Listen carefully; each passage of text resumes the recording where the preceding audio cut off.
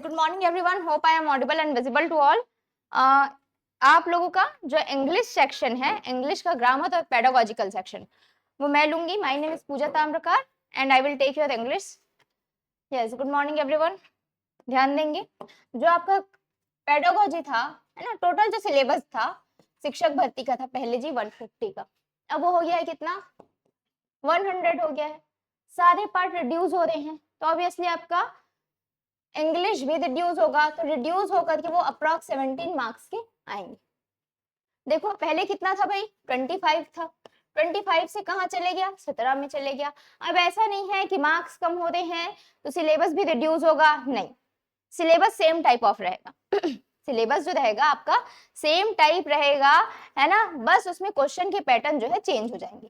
Question के pattern कैसे change करेगा, जैसे पेडागोजी में 9 टॉपिक है, 9 टॉपिक से एक एक क्वेश्चन पूछ देता था, है ना, 9 टॉपिक से एक एक क्वेश्चन और एक आध एक्स्ट्रा पूछ देता था, 10 टॉपिक करके उसको, मतलब 10 क्वेश्चन बना करके।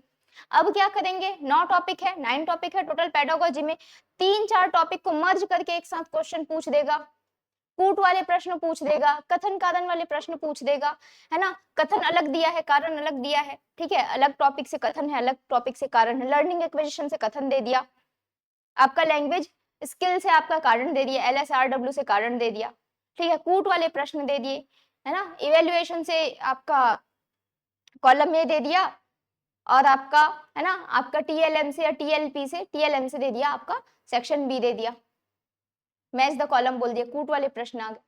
तो आपका सिलेबस रिड्यूस नहीं हुआ है, सिलेबस जितना था उतना ही रहेगा, उसमें चेंज नहीं आएंगे। रिड्यूस किस में हुआ है, आपके मार्क्स में। हाँ जी, क्या बोल रहे हैं आप लोग, मैम जी गुड मॉर्निंग जी, क्लास का जी जो कॉन्टेक्ट वीडियो PDF अपलोड होते हैं उससे प्लीज, उसमें प्लीज टॉपिक नेम ऐड करवा दीजिए। अच्छा, टॉपिक के अनुसार रहता है, टॉपिक 1, टॉपिक 2, टॉपिक 3 लिखवाया गया है ना टॉपिक। हाँ, तो टॉपिक तो वैसे ही है जी, उसमें लिखा रहता है, हेडिंग भी लिखा रहता है PDF में, है ना, PDF में लिखा रहता है। ऑल द बेस्ट सभी को, डेमो क्लास, हाँ जी डेमो क्लास है, 14 फरवरी वाला बैच है कि नहीं, कोई कौन सा बैच है, 14 नहीं 18 फरवरी है, आई थिंक 18 फरवरी है ना आप लोगों का, 9 फरवरी वाला है, 9 फरवरी है।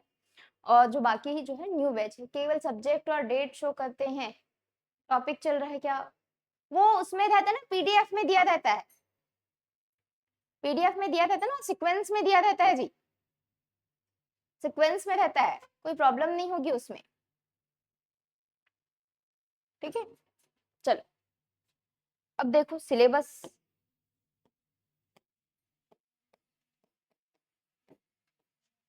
सिलेबस जो इंग्लिश का रहेगा जी, है ना, आपका 3 पार्ट में डिवाइड होता है, 3 नहीं एक्चुअली ये 2 पार्ट में डिवाइड होता है।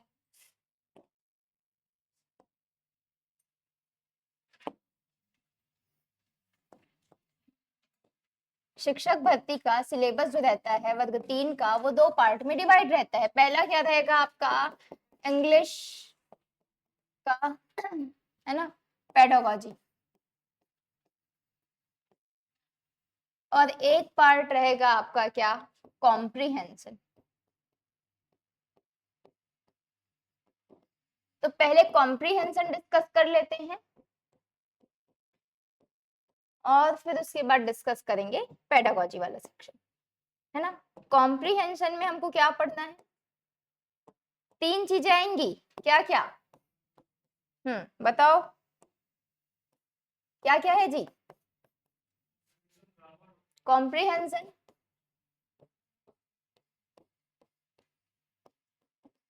दूसरा ग्रामर, और तीसरा वोकैबुलरी, है ना। देखो कॉम्प्रिहेंशन से मीनिंग क्या समझते हो, है ना, कॉम्प्रिहेंशन से मीनिंग मतलब समझ विकसित करना।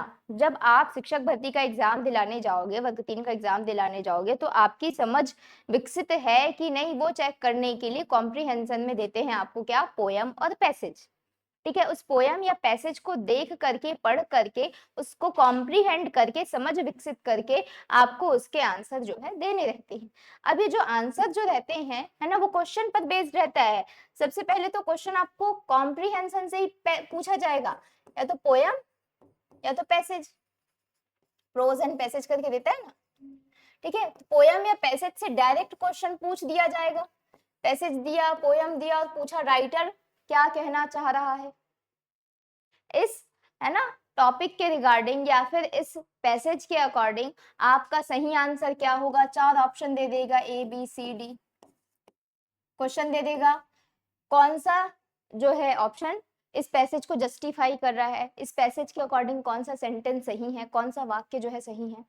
यदि राइटर अपने बारे में लिखा है, ऑटोबायोग्राफी है उसमें, यदि राइटर ने अपने बारे में लिखा है तो क्या पूछ लेगा वो कि राइटर क्या कहना चाह रहा है, राइटर कितने भाई बहन है, राइटर का गांव कौन सा है, ये सब पूछ देगा डायरेक्ट पैसेज या पोयम से।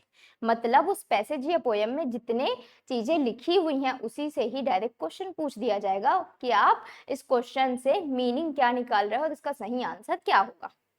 ये होगा आपके डायरेक्ट कॉम्प्रिहेंशन से। दूसरा आता है जी ग्रामर सेक्शन। उसी पैसेज या पोयम से आपको कोई भी सेंटेंस उठा करके पूछा जाएगा। एक सेंटेंस लिया और उस सेंटेंस को लिख दिया क्वेश्चन में, और क्वेश्चन में लिखने के बाद पूछ दिया in given sentence identify the part of speech, है ना। इस गिवन सेंटेंस में अंडरलाइन वर्ड करके दे दिया जाएगा, कोई भी वर्ड को अंडरलाइन करके दिया जाएगा और बोला जाएगा identify the part of speech, the given word या द अंडरलाइन वर्ड। तो अंडरलाइन जो वर्ड दिया है उसका पार्ट ऑफ स्पीच क्या होगा ये बताना रहेगा। नाउन है, प्रोनाउन है, एडजेक्टिव है, वर्ब है, एडवर्ब है, कंजंक्शन है, इंटरजेक्शन है, प्रीपोजिशन है। दूसरा ग्रामर में और क्या पूछ दिया जाएगा आपको, है ना, सब्जेक्ट ट्रांसफॉर्मेशन वाला सेक्शन जो रहता है, जैसे टेंस है, वॉइस है, नरेशन है, ये सब पूछ दिया जाएगा। एक सेंटेंस लिया किससे, पैसेज से उठा करके या पोयम से उठा करके, और पूछा ये सेंटेंस कौन से टेंस में है। टेंस चेंज करने के लिए भी बोल सकता है, यदि प्रेजेंट कॉन्टिन्यूअस में तो पास्ट कॉन्टिन्यूअस में करके बताओ। आपको बोल देगा एक्टिव वॉइस में तो पैसिव वॉइस में करके बताओ, नरेशन में है तो डायरेक्ट से इनडायरेक्ट करके बताओ, है ना। इसके अलावा बोल देगा क्लॉज कौन सा है, नाउन क्लॉज है, वर्ब क्लॉज है, एडवर्ब क्लॉज है, कौन से प्रकार का क्लॉज है वो बताओ। जैसे पिछले बार पूछा था एडवर्ब क्लॉज के बारे में, ठीक है, ऐसे पूछ दिया जाएगा क्वेश्चन। इंग्लिश लिटरेचर, नहीं इंग्लिश लिटरेचर का अलग कोर्स है जी, ईश्वर लाल जी, नहीं नहीं, इंग्लिश लिटरेचर का अलग कोर्स बनेगा, ये पीआरटी का है ना। इंग्लिश लिटरेचर अलग बनता है जी, वो 70 मार्क्स के इंग्लिश आएंगे पूरे आपके कोर इंग्लिश लिटरेचर, और 30 मार्क्स के आपके अदर जो पेडागोजिकल सेक्शन आएगा ना उसमें से 5 नंबर का दे देगा आपको इंग्लिश। तो जो 5 नंबर वाला है वो इससे कवर होने वाला है। 70 मार्क्स के लिए आपको इंग्लिश लिटरेचर टीजीटी का कोर्स ज्वाइन करना पड़ेगा। हाँ 9 फरवरी वालों को फिर से एक बार लर्न करना है। चलो ध्यान दो इधर। ग्रामर, ग्रामर हो गया, ग्रामर में टेंस पूछ दिया जाएगा, वॉइस पूछ दिया जाएगा, है ना, नरेशन पूछ दिया जाएगा, क्लॉज पूछ दिया जाएगा, ये सारी चीजें, आर्टिकल पूछ दिया जाएगा, पार्ट्स ऑफ स्पीच पूछ दिया जाएगा, ठीक है, दे दिया जाएगा शब्द और उसको आपको आइडेंटिफाई करना है कौन सा पार्ट्स ऑफ स्पीच है आपका, एक्टिव वॉइस में है कि पेसिव में है, एक्टिव में है तो पेसिव में चेंज करो, डायरेक्ट स्पीच में है तो इनडायरेक्ट में चेंज करो, ये सारी चीजें दे दी जाएंगी। अब वोकैब, वोकैब में क्या करते हैं, इसी पैसेज से या इसी पोयम से आपको एक शब्द उठा करके दिया जाएगा और बोला जाएगा which one is the similar of the given word, दिए हुए शब्द का सिमिलर कौन सा है। ऑप्शन में देंगे A B C D. Similar मतलब किसकी बात की जा रही है, सिनोनिम की। अपोजिट भी पूछ दिया जाएगा, इसमें से इसका एंटोनिम, करेक्ट एंटोनिम कौन सा होगा, ठीक है, ऐसे पूछे जाएंगे क्वेश्चन आपके। किसमें से, कॉम्प्रिहेंशन सेक्शन। कॉम्प्रिहेंशन मतलब होता है समझ विकसित करना। पैसेज या पोयम को पढ़ करके आपकी रीडिंग एबिलिटी को चेक किया जाएगा कि आप रीड करके उससे क्या अंडरस्टैंड कर रहे हो। दूसरा आपका ग्रामर का नॉलेज कितना है वो चेक किया जाएगा, है ना। कुछ मार्क्स के पहले 4 नंबर के ग्रामर आते थे, अब शायद 3 या 2 के आएंगे। और आपको पूछा जाएगा शब्द शक्ति, आपका शब्द भंडार या शब्द शक्ति आपका कैसा है, वो कैब का नॉलेज, नए शब्दों का नॉलेज आपका कैसा है। पैसेज से शब्द उठा करके एबीसीडी ऑप्शन दे करके दे दिया जाएगा। क्लियर। अब आ जाइए यहाँ आपके इंग्लिश पेडागोजी में। इंग्लिश पेडागोजी में जो सिलेबस रहता है वो टोटल टॉपिक है 9 आपके, है ना, 9 टॉपिक है। पहला टॉपिक रहेगा आपका क्या, लर्निंग और एक्विजिशन। क्या समझते हो लर्निंग और एक्विजिशन से,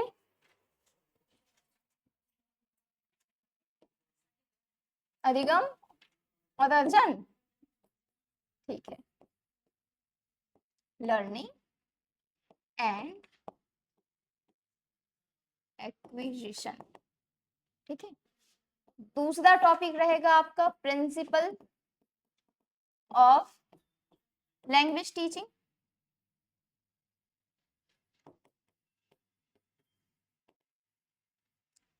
तीसरा टॉपिक रहेगा आपका listening, role of listening and speaking.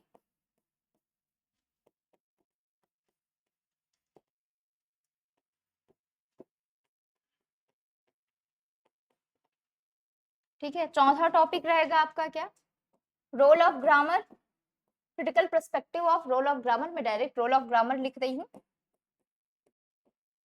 In written and verbal form, ऐसे दिया हुआ है आपके सिलेबस में। रोल ऑफ ग्रामर लिख रही हूँ मैं direct, critical perspective of role of grammar in verbal and written form, ये है आपका, है ना टॉपिक। टॉपिक नंबर 5 है आपका क्या, इन इंडियन क्लासरूम चैलेंजेस, है ना, चैलेंजेस इन इंडियन क्लासरूम। एक बार और देख लो भाई सिलेबस, है ना। हाँ, ग्रुप बाद में बनाएंगे, ठीक है, अभी ध्यान दीजिए सिलेबस में, है ना। चलो इधर ध्यान देंगे, थोड़ा टेक्निकल इशू हो गया था जी। अब देखो, सबसे पहला टॉपिक हमारा जो रहेगा लैंग्वेज लर्निंग एंड एक्विजिशन, है ना। इसका मतलब क्या होता है, भाषा आपको अधिग्रहण और आपका भाषा अधिगम। अर्जन नहीं, अर्जन जो है अधिग्रहण के अंतर्गत आता है, अर्जन और अधिग्रहण एक है, सीखना और अधिगम एक होता है। ठीक है, जहां पर हम बात करें लैंग्वेज को एक्वायर करने की, लैंग्वेज को एक्वायर करना मतलब अधिग्रहित करना, और अधिग्रहित करना मतलब अर्जन करना। अर्जन मतलब भाई अपने आसपास के एनवायरमेंट से आप लैंग्वेज को पेसिवली, अनकॉन्शियसली, है ना, विदाउट एनी डेलिबरेट प्रोसेस आप क्या कर सकते हो, लैंग्वेज को जब एक्वायर कर लेते हो अपने आसपास के एनवायरमेंट से, वही क्या कहलाता है, आपका भाषा अर्जन कहलाता है। जैसे हमारा नेटिव लैंग्वेज छत्तीसगढ़ी, जैसे हमारा मदर टंग हिंदी, ये सभी क्या है, हमने सीखा तो नहीं है जा करके, हमने क्या किया, इसे अर्जन किया है अपने आसपास के एनवायरमेंट से। वर्नाकुलर लैंग्वेज कहलाता है, होम लैंग्वेज कहलाता है, मदर टंग कहलाता है, फर्स्ट लैंग्वेज कहलाता है, इससे क्वेश्चन बनता है ना सारे से।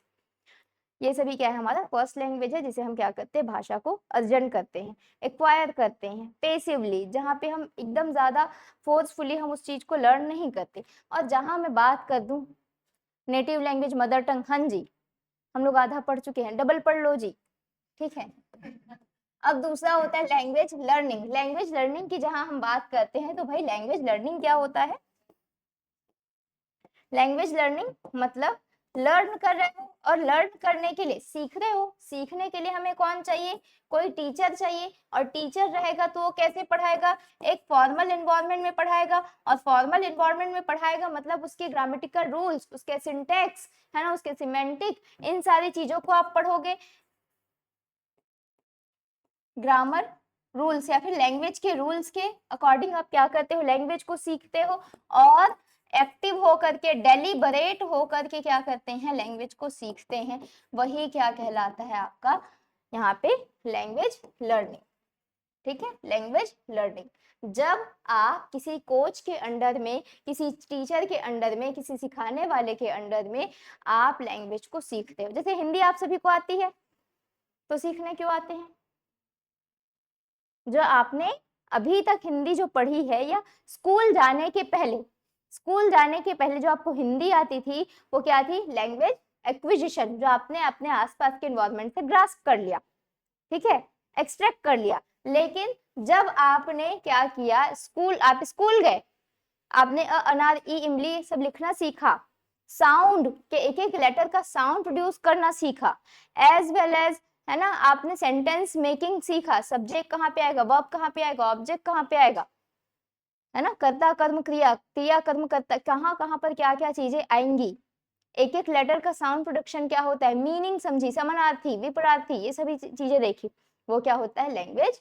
लर्निंग कहलाई। तो आपने जो आसपास के एनवायरनमेंट से हिंदी एक्वायर की, लैंग्वेज एक्विजिशन, और आपके स्कूल जाकर के किसी कोच के अंडर में, किसी टीचर के अंडर में जो लैंग्वेज सीखी वो लैंग्वेज लर्निंग कहलाती है। जहां पर आप क्या करते हो, ये फॉर्मल एनवायरनमेंट रहता है, ग्रामेटिकल रूल्स रहते हैं, डेलिबरेट होकर के और एक्टिवली उसको पढ़ते हो। ठीक है, यही होता है मेन डिफरेंस लैंग्वेज लर्निंग और एक्विजिशन। इसमें और क्या पढ़ना है हमें, जो लैंग्वेज थ्योरी है, लैंग्वेज एक्विजिशन थ्योरीज किसने किसने दिया, लैंग्वेज एक्विजिशन थ्योरीज, लैंग्वेज को अर्जन करने के, भाषा अर्जन के सिद्धांत किसने किसने दिए, चॉम्स्की ने दिया है, स्किनर ने दिया है, वाइगोत्स्की ने दिया है, और पियाजे ने दिया है, और आपका क्रेशन ने दिया है। ये सारे 5-6 साइंटिस्ट जो है, सॉरी मनोवैज्ञानिक जो है, साइकोलॉजिस्ट के बारे में हम देखेंगे। ठीक है, इसके अलावा हमें क्या देखना है, बच्चा कौन कौन सी एज में क्या क्या सीखता है। जैसे पिछले के पिछले बार एक बार पूछ दिया था, बच्चा 3 साल की उम्र में रंग पहचानना सीख जाता है। ये कोर पेडागोजी जो रहता है ना, शिक्षण शास्त्र आपका सीडीपी, उससे आया हुआ क्वेश्चन है। यदि इंग्लिश में पूछ दिया जाए, इंग्लिश लैंग्वेज में पूछ दिया जाए, बच्चा बैबलिंग कब करता है, क्राइंग कब करता है, कोइंग कब करता है, होलोफ्रास्टिक स्टेज क्या है, टेलीग्राफिक स्टेज क्या है, 2 वर्ड स्टेज क्या है, 3 वर्ड स्टेज क्या है, सेंटेंस मेकिंग स्टेज क्या है ना, एज के अनुसार इसको पढ़ते जाना है। और इसके कुछ एमसीक्यूज और पीवाईक्यूज सॉल्व करेंगे। उसके बाद आ जाइए second topic, principal of language teaching. बताओ भाई क्या क्या नए नियम होते हैं लैंग्वेज टीचिंग के। एक तो हमको पढ़ना है इसमें प्रिंसिपल ऑफ लैंग्वेज टीचिंग, ठीक है। दूसरा हमको पढ़ना है इसके शिक्षण सूत्र, है ना, जो आपके मेथड्स जो रहते हैं, मैगजीन्स ऑफ लैंग्वेज टीचिंग वो पढ़ने हैं, रूल्स ऑफ लैंग्वेज वो पढ़ने हैं, है ना, principal of language, characteristics of language, ये सारी चीजें पढ़ने हैं। किसी भी लैंग्वेज के क्या क्या गुण होते हैं, क्या क्या कैरेक्टरिस्टिक्स होते हैं, क्या क्या होते हैं बताइए। परिवर्तनशील होता है भाषा, है ना, हर 300-400 किलोमीटर के दूरी में लैंग्वेज चेंज हो जा रही है, परिवर्तनशील होता है ना, समाज का प्रभाव पड़ता है, संस्कृति का प्रभाव पड़ता है, ठीक है। भाषा जो है अडप्ट की जा सकती है, ये सारी चीजें पढ़नी है। नियम क्या क्या होते हैं, रूल क्या क्या होते हैं, भाषा में सिंटैक्स होता है, सिमेंटिक होता है, ठीक है, मॉर्फीम होता है, फोनीम होता है, ये सारी चीजें होती हैं। प्रिंसिपल ऑफ लैंग्वेज टीचिंग क्या होंगे आपके, ऐसे करते हो जी, पढ़े हो ना सब, हाँ बताओ। हाँ very good, principle of motivation, principle of habit formation, principle of oral approach, principle of situational approach, है ना। बच्चा भाषा को किस सिद्धांत के अनुसार सीखता है, अपनी मदर टंग का यूज करके सीखता है, मोटिवेट होकर के सीखता है, इमिटेट करके सीखता है। इसमें से क्विकेस्ट वे जो है कौन सा है, ये पूछ दिया जाएगा। कौन सा प्री रिक्विजिट है, पूछा गया क्वेश्चन है, principle of motivation, pre requisite मतलब अनिवार्य शर्त है। ये सारी चीजें इसके अंतर्गत पढ़ने हैं, ठीक है। इसके अलावा मैगजीम्स, मैगजीम्स मतलब सूत्र, है ना, किसी भी लैंग्वेज को पढ़ाने के या फिर किसी भी सब्जेक्ट को पढ़ाने के सूत्र, शिक्षण सूत्र क्या क्या होते हैं बताइए। सभी ने डीएड किया, बताइए क्या क्या होते हैं। इजी टू कॉम्प्लेक्स, है ना, सरल से कठिन की ओर, ज्ञात से अज्ञात की ओर, है ना, इंडक्टिव टू डिडक्टिव, आगमन से निगमन की ओर, ये सभी क्या होते हैं आपके मैगजीम्स होते हैं। ये सभी हमको देखना प्रिंसिपल ऑफ लैंग्वेज टीचिंग के अंतर्गत। Yes, oral approach, motivation, habit formation, selection, बहुत सही। अभी इंग्लिश चलेगा जी, फिर उसके बाद आ जाइए role of listening and speaking and how children use it as tool.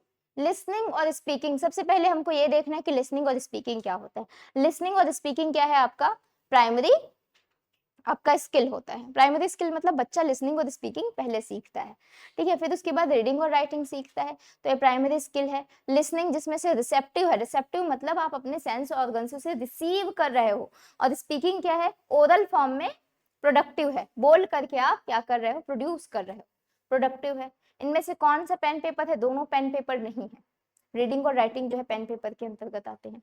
Listening और स्पीकिंग के आपको ये देखना है कौन सा एक्सटेंसिव है, कौन सा इंटेंसिव है। जो लिसनिंग जो आप देखोगे, पूछ देगा, है ना, आपको सेंटेंस दे देगा, बोल देगा कि एक लड़का है जिसका नाम आशुतोष है, वो जो है रेडियो में कमेंट्री सुन रहा है ना, for particular piece of information. तो पर्टिकुलर पीस ऑफ इंफॉर्मेशन के लिए वो सुन रहा है, तो कौन सी टाइप की लिसनिंग होगी, ये पूछ देगा। इंटेंसिव टाइप ऑफ लिसनिंग नहीं, पर्टिकुलर पीस ऑफ वो हो जाता है आपका स्कैनिंग कहलाता है, पर्टिकुलर इंफॉर्मेशन के लिए। जब डिटेल इंफॉर्मेशन के लिए तब इंटेंसिव। बाह्य श्रवण मतलब सिर्फ अपने मजे के लिए सुन रहे हो किसी चीज को, एक्सटेंसिव प्लेजर के लिए, है ना। और स्कैनिंग मतलब पर्टिकुलर पीस ऑफ इंफॉर्मेशन के लिए, और स्कीमिंग ये भी बाह्य श्रवण का ही क्या है, एक हिस्सा होता है। तो इंटेंसिव कौन सा, एक्सटेंसिव कौन सा है आपका, स्कैनिंग कौन सा है, स्कीमिंग कौन सा है, इनके सब स्किल क्या क्या होते हैं, ये सारी देखने। उसके अलावा हमको देखना है क्या, स्पीकिंग। स्पीकिंग में आपका इंटरेक्टिव स्पीकिंग कौन सा होता है, हमारे और आपके बीच क्या हो रहा है, पार्शियली इंटरेक्टिव हो रहा है। यदि हम दोनों आपस में बैठ के चिट चैट करते, बातचीत करते, गॉसिप करते, क्या होता है, इंटरेक्टिव। और जब स्पीकर बोल रहा है और लिसनर का इंटरप्शन है ना, या लिसनर का जो फेर बदल जो है स्पीकर की ओर कम है या तो नहीं है, तब क्या हो जाता है, पार्शियली इंटरेक्टिव। और एक होता है नॉन इंटरेक्टिव, जो यहाँ पर आपने, जो बच्चे क्लास नहीं देख रहे हैं वो बाद में जाके रिकॉर्डिंग देखेंगे यदि यूट्यूब पे, वो क्या हो जाएगा, नॉन इंटरेक्टिव होगा। ये सभी हमको इसके अंतर्गत पढ़ना है। और इनका यूज बच्चे कैसे करते हैं अपने डेली लाइफ में, अपने आइडिया, अपने इमोशन, अपने थॉट को यहाँ पे एक्सप्रेस करने के लिए वो स्पीकिंग करते हैं, है ना। स्पीकिंग करने से पहले बच्चा लिसनिंग करेगा, अपने झिझक को दूर करने के लिए स्पीकिंग करता है, अवॉइड टू हैव हेजिटेशन, ये सारी चीजें अपने आसपास के एनवायरनमेंट से रिलेशन बनाए रखने के लिए, अपने सोसाइटी से रिलेशन बनाने के लिए वो स्पीकिंग और लिसनिंग करता है। ये सभी जो है आपके यहाँ आएंगे, ठीक है। फिर उसके बाद है जी critical perspective of role of grammar and how children use it as use in written and verbal form, ये आपका पूरा टॉपिक है।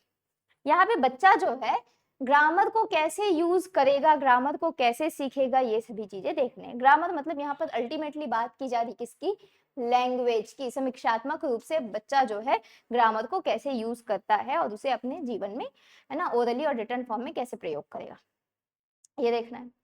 तो भाई ग्रामर मतलब अल्टीमेटली वो बात कर रहा है किसकी, लैंग्वेज की। तो लैंग्वेज सीखना, जब लैंग्वेज लर्न करते हो, बच्चा जब लैंग्वेज लर्न करता है तो ग्रामर जी दो प्रकार का होता है ना। ग्रामर जो सिखाने का तरीका होता है दो प्रकार का होता है, एक फॉर्मल, दूसरा इनफॉर्मल। और यदि फॉर्मल है उसी को हम क्या कहते हैं, ट्रेडिशनल कहते हैं। फॉर्मल है मतलब वो क्या है, ट्रेडिशनल है। ट्रेडिशनल क्यों, क्योंकि लंबे समय से चले आ रहा है, क्लासिकल है, वही वही ओल्डेस्ट है।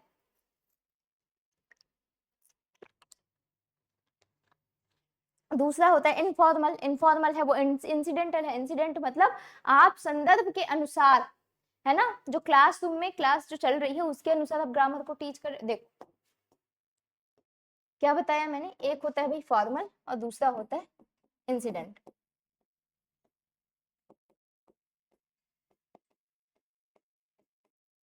फॉर्मल जो ग्रामर हम लोग पढ़ते आ रहे हैं ना सालों से, वो फॉर्मल टाइप ऑफ ग्रामर, है ना। दो प्रकार की ग्रामर देखने, फॉर्मल टाइप ऑफ ग्रामर जब हमको क्या किया जाएगा, चैप्टर, है ना, एक बुक से पढ़ाया जाएगा और ग्रामर दूसरे बुक से। 6 महीना जब क्लास चली, आपको स्टोरी वाली बुक पढ़ाई जा रही है, मैरी गोल्ड पढ़ाया जा रहा है, इंग्लिश की जो प्रॉपर बुक आती है उससे पढ़ाया जा रहा है। लेकिन ग्रामर पढ़ाने के लिए लास्ट में 2 महीने अलग से क्लास लगती है। अजय माला लेके आएंगे या कोई भी युगबोध या प्रकाशन की जो भी, है ना, बुक अलग से ग्रामर की जो पढ़ाई जाती है, ग्रामर बुक की हेल्प से आपको जो ग्रामर के नियम रटवाए जाते हैं वही फॉर्मल मेथड ऑफ ग्रामर कहलाता है। और इंसिडेंटल में क्या किया जाता है, जब आपको एक्सप्लेन किया जा रहा है चैप्टर को, तो चैप्टर एक्सप्लेनेशन के दौरान ही आपको क्या बता दे, ग्रामर बता दे कि हाँ बोले बेटा यहाँ पे ए और एन और द जो लिखा है वो आर्टिकल है, सबको गोला लगा लो, है ना। एडजेक्टिव लिखा है उसको आपको आइडेंटिफाई करके अंडरलाइन करना है, ठीक है। नाउन जहां जहां पे आ रहा है मैंने बच्चे को बता दिया, noun is the name of any person, place, thing, action और इमोशन। और मैंने बोला बच्चे को एक्शन, इमोशन, है ना, प्लेस, थिंग या किसी पर्सन का नाम आ रहा है उसको आप हाईलाइट करो तो बच्चा समझ जाएगा कि हाँ यहाँ पे नाउन। तो जब चैप्टर एक्सप्लेनेशन के दौरान ही इंसिडेंटल मतलब प्रासंगिक तौर पे आप ग्रामर को संदर्भ के अनुसार ग्रामर को पढ़ा रहे, वही इंसिडेंटल मेथड कहलाता है। तो रोल ऑफ ग्रामर में आपको पढ़ना है आपका क्या, इंसिडेंटल मेथड और फॉर्मल मेथड, ठीक है, जो प्रकार जो होते हैं ग्रामर के वो। उसके अलावा हम बच्चे को ग्रामर कैसे टीच करते हैं, एक होता है आपका फॉर्मल मेथड, है ना, इसी को हम ओल्डेस्ट कहते हैं, इसी को हम क्लासिकल कहते हैं। दूसरा नाम पूछ दिया जाता है इनमें से कौन सा ओल्डेस्ट मेथड है, 4 ऑप्शन दिए जाएंगे, फॉर्मल, इनफॉर्मल, इंसिडेंटल, ऐसे 4 ऑप्शन दे दिए जाएंगे, आपको सही को पहचानना है, ठीक है। एक तो फॉर्मल, दूसरा इंसिडेंटल, तीसरा हमको पढ़ना है कौन सा यहाँ पे आपका रहता है correlation with real life. Real life से कोरिलेट करके हमको ग्रामर टीच करना है। बच्चे को हम जो टॉपिक एक्सप्लेन कर रहे हैं उसी टॉपिक में ड्रामा करवा दिए, उसी में डिबेट करवा दिए, उसी में क्विज करवा दिए, बच्चा रियल लाइफ में जा करके उस ग्रामर को क्या कर रहा है, सीख रहा है। चौथा होता है आपका इंडक्टिव और डिडक्टिव मेथड, ठीक है। इंडक्टिव मतलब आगमन, डिडक्टिव मतलब निगमन। आगमन निगमन विधि द्वारा भी हम क्या करते हैं, ग्रामर को सिखाते हैं। आगमन मतलब नियम से उदाहरण की, और निगमन मतलब उदाहरण से, सॉरी अपोजिट हो गया, है ना। आगमन मतलब उदाहरण से नियम, और निगमन मतलब नियम से उदाहरण, नी से नियम और नी से निगमन, और ये होता है आपका डिडक्टिव मेथड। ये सभी देखना है। इसके अलावा बच्चा लैंग्वेज कैसे सीखता है वो भी देखना है। एक होता है आपका क्या, डायरेक्ट मेथड होता है, दूसरा इनडायरेक्ट मेथड होता है, तीसरा ओरल ऑरल मेथड होता है, चौथा बाइलिंगुअल मेथड होता है। ये सभी मेथड हमको देखने हैं। ठीक, अब आ जाइए इधर, मैं बस बताते जा रही हूँ क्या क्या पढ़ना है। Formal focus on rule, yes. Informal use of language, बिल्कुल सही। हम पहले इंग्लिश ग्रामर पढ़ाएंगे कि इंग्लिश पेडागोजी पहले बताएंगे जी, है ना। पेडागोजी आगमन उदाहरण से, बिल्कुल सही। देखो अब आ जाइए यहाँ, चैलेंजेस इन इंडियन क्लासरूम, है ना। लैंग्वेज को जब इंग्लिश लैंग्वेज को आप क्लासरूम में पढ़ा रहे हैं तो क्या क्या चैलेंजेस आपको फेस करने पड़ते हैं, क्या क्या चैलेंजेस फेस करने पड़े आप लोगों को जब आप क्लासरूम में गए। सभी की जो ट्रेनिंग है वो एक गवर्नमेंट स्कूल में लगी थी कि सब ऐसे वाले हो नहीं हो, गए थे स्कूल, क्या क्या चैलेंजेस फेस करने पड़े।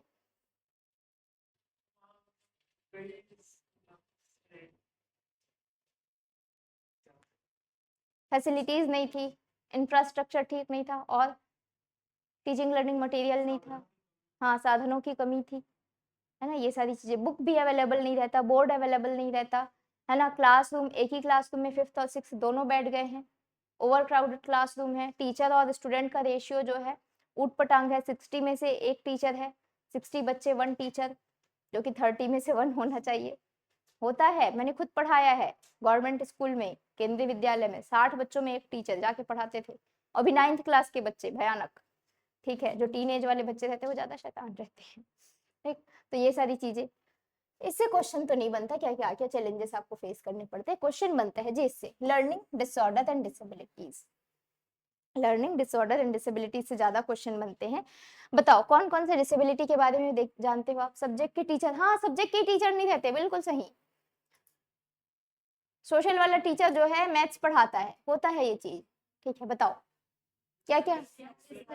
Dyslexia, dysgraphia, dysphagia, phagia, ADHD, OCD, dysthymia, है ना, डिस्मॉर्फिया, ये सारे क्या हैं आपके, हाँ एलेक्सिया, ये सभी क्या है आपको डिसऑर्डर पढ़ने हैं। आप लोगों को तो रट गए होंगे, हल्का फुल्का, अरे ऐसे 50%, 100% होना चाहिए।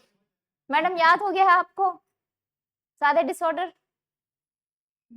याद होना चाहिए। कैसे करते हो जी, लैंग्वेज स्किल। अब आ जाइए लैंग्वेज स्किल, है ना। अच्छा, लैंग्वेज डिसऑर्डर में हमको क्या क्या पढ़ना है वो मैं बता दूं।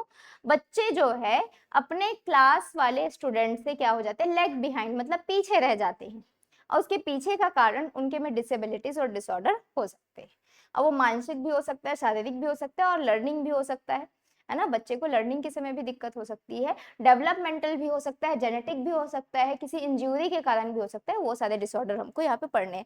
क्वेश्चन कैसे पूछेगा, एक आपको क्या दे देगा, घटना दे देगा, है ना। और घटना देने के बाद मतलब एक बोलना चाहिए, एक सेंटेंस दे देगा और बोलेगा एक बच्चा है उसको ये दिक्कतें आ रही है, बताओ बच्चे को क्या प्रॉब्लम है, आपको बताना है। यदि हाँ उसमें पढ़ने संबंधी है तो कीवर्ड पहचान के आपको डिसलेक्सिया को देख लेना है। ठीक है, अभी आया था सीजी टेट में, डिसलेक्सिया, डिस्ग्राफिया, फेजिया, फेजिया नहीं होता, अफेजिया डिस्फेजिया होता है जी।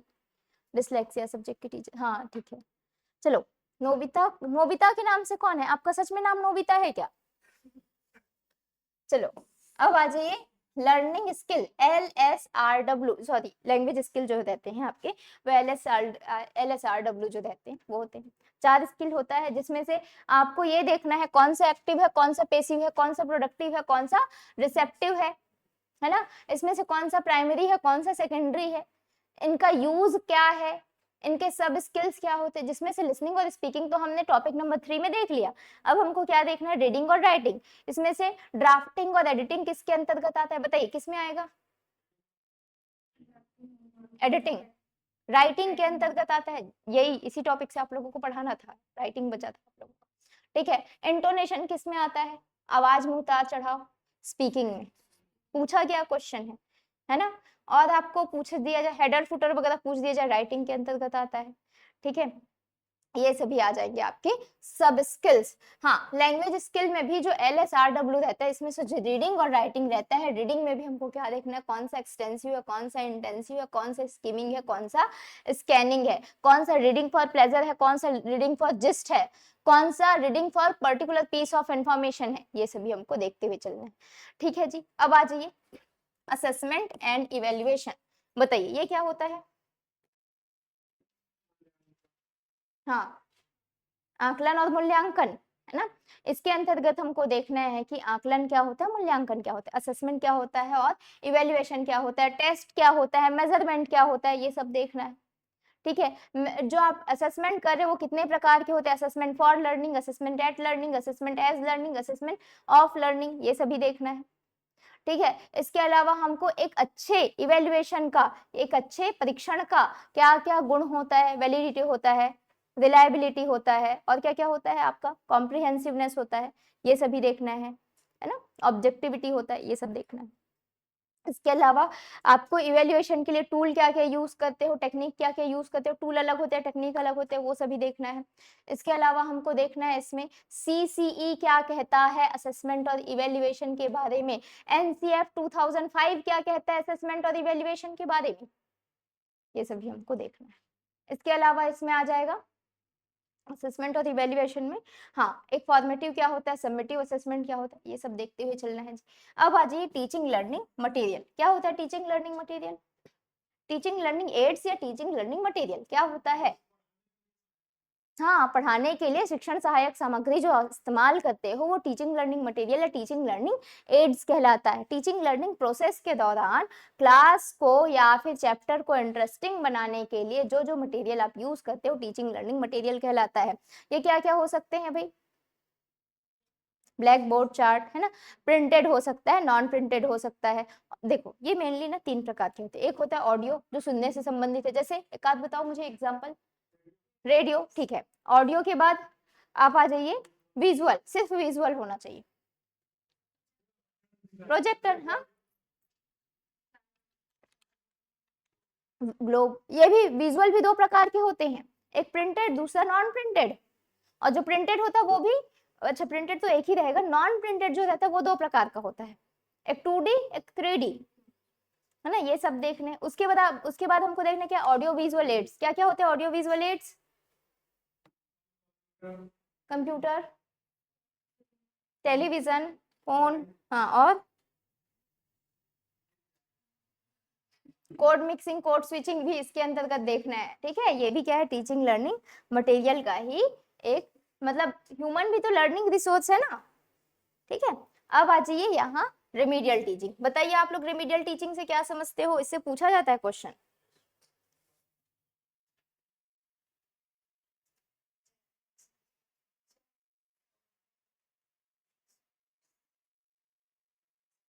जल्दी बताओ, बताओ ना जी।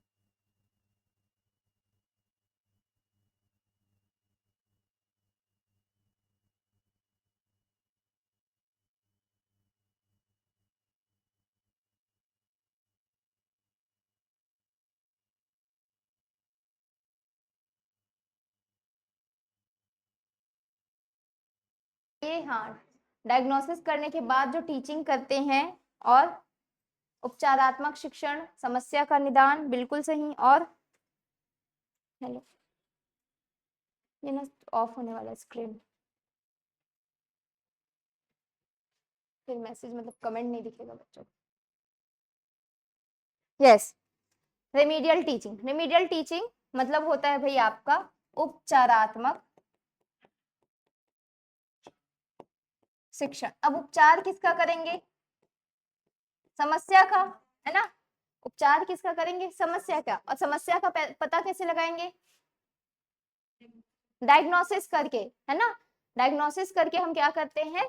समस्या का पता करते हैं। इसे हम क्या कहते हैं? निदानात्मक। निदान पहले करेंगे, है ना, फिर उसके बाद क्या करेंगे? उसका उपचार करेंगे।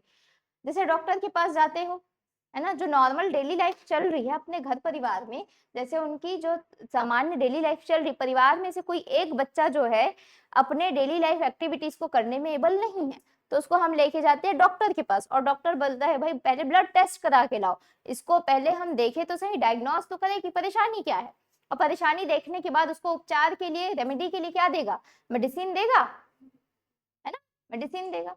तो वही है जी, पहले क्या करेंगे हम यहाँ पर? पहले क्या करते हैं? डायग्नोस करते हैं। पहले हम क्या करेंगे? बच्चे को डायग्नोस करेंगे, है ना।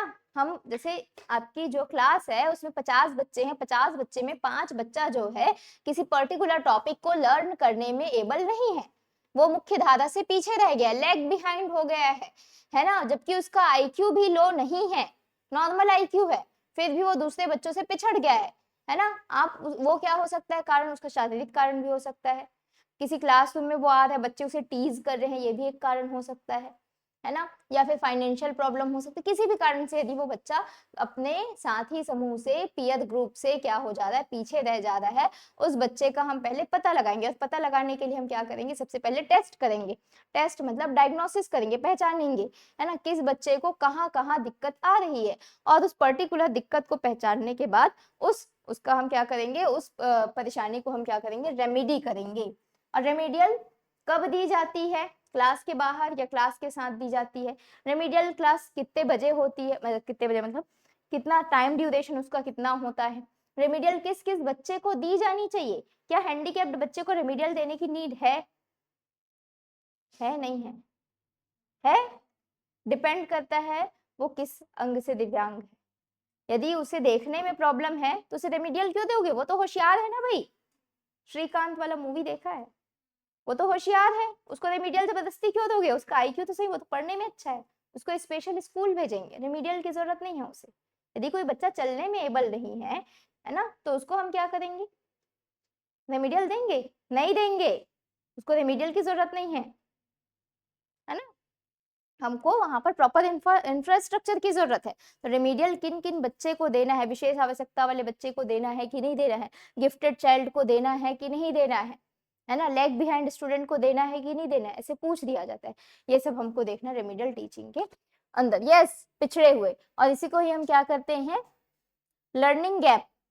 जो लर्निंग गैप होता है, लर्निंग गैप को रिमूव करना, है ना। 50 बच्चों में से 45 तो सही है, लेकिन 5 जो है मार्क्स कम आ रहे हैं, तो इन दोनों के बीच जो गैप आ गया है ना, उस गैप को रिमूव करना, उन 45 बच्चों के साथ ही उस 5 बच्चों को भी लेके आने की प्रक्रिया रेमीडियल कहलाती है। मुख्य धारा से बच्चे को जोड़ने की प्रक्रिया रेमीडियल कहलाती है। स्ट्रेटेजीज क्या क्या होते हैं रेमीडियल के, है ना, बच्चे को हम किस किस तरीके से रेमीडियल दे सकते हैं? टीचिंग लर्निंग मटेरियल का यूज करके, मल्टीपल अप्रोचेस का यूज करके, है ना, आप पीयर जो है माइक्रो टीचिंग करके, ये सारी चीजें जो है इनके तरीके। इतना पढ़ना है हमको किसमें? आपके लैंग्वेज पेडागोजी में। ठीक है जी, समझा क्या सिलेबस? इतना क्लियर है? किसी को कुछ दिक्कत है इतने में? ऑनलाइन ऑफलाइन दोनों पूछ लो, फिर आगे बढ़ेंगे। समझा? अब आ जाइए यहाँ कॉम्प्रिहेंशन, ग्रामर और आपके वोकैब में। देखो कॉम्प्रिहेंशन में मैंने बता दिया, पैसेज और पोयम देंगे, उस पैसेज और पोयम को पढ़ के आपको क्या करना है? उसमें दिए गए क्वेश्चन का आंसर देना है ना। राइटर जो कहना चाह रहा है वो आपके आंसर से मैच हो रहा है कि नहीं, ये आपको कब करोगे? जब क्लास चालू होंगी तो आपको वीकली या 15 डेज के ब्रेक गैप में आपको एक एक पैसेज सॉल्व कराया जाएगा।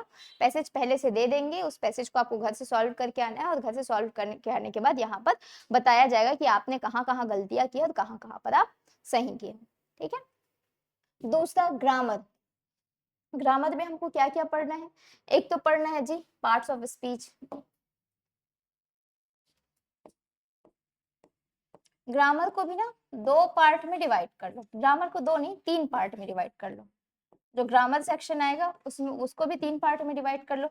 एक तो पूछेगा क्या, कोर ग्रामर जो होता है ना वो। दूसरा पूछेगा आपको क्या, वोकैब। और तीसरा पूछेगा सेंटेंस ट्रांसफॉर्मेशन, ट्रांसफॉर्मेशन ऑफ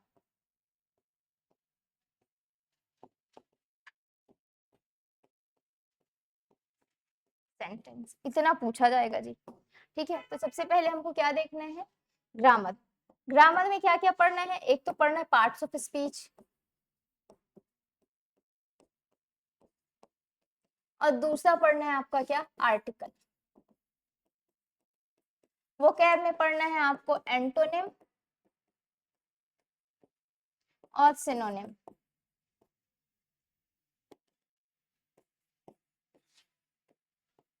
और ट्रांसफॉर्मेशन ऑफ सेंटेंस में पढ़ना है आपको टेंस, वॉइस और नरेशन।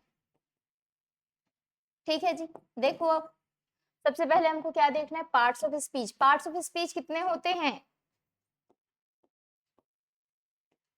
कितने होते हैं जी?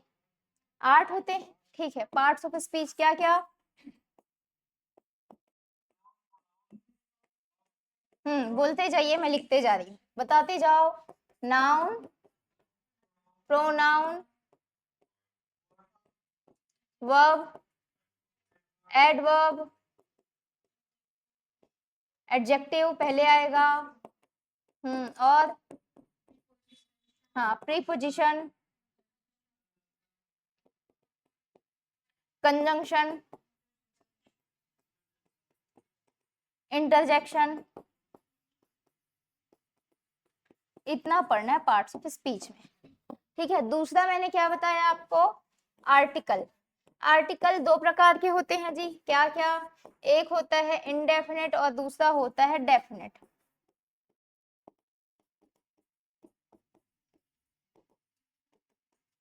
ठीक है। ये पढ़ना है आपको। आपका एंटोनिम सिनोनिम में समानार्थी और विपरीत, हाँ नाउन प्रोनाउन बिल्कुल सही, adverb, preposition, conjunction, interjection. Clause आएगा ना, क्लॉज इधर आएगा। ठीक है। अच्छा क्लॉज को ग्रामर में ही ऐड कर लो, क्लॉज जो है आपका ग्रामर में ही ऐड कर लो।